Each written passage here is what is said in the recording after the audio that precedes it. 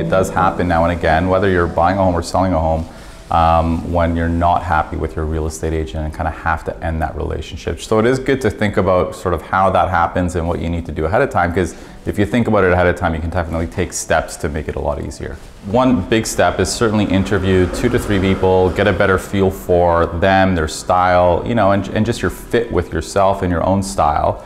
But also coming up and thinking about ways to cancel it. So, you know, one way, if you're working with a buyer's agent, for example, is to ensure that you have the rights to cancel that relationship at any time if you're not happy, you know, no strings attached. Because a lot of agents will lock their clients in and not let them cancel. Some agents will ask that of their clients up front when they start working together. For those who don't, the balance will almost always basically get their clients to sign one when they're making an offer. And these are, I think, the more vulnerable ones, because these are the buyers who don't really know what they're signing. It's just like one more document, a bunch of paperwork with their offer.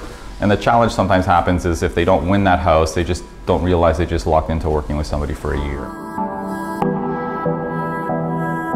First thing is thinking about, did they have that discussion about canceling it up front? And if they did, they should have a bit of a plan to do that. If they didn't, you know, on the buying side, they'll need to see if their agent explains to them, if they have a buyer representation agreement. Sometimes they do, sometimes they don't. And if they do, you know, did their agent explain it to them? Did they explain how long they're tied into the agreement for? And do they have a copy of it? If they don't have a copy of it, that's a bit problematic for the agent, and they might have some sort of reasons to get out of the agreement.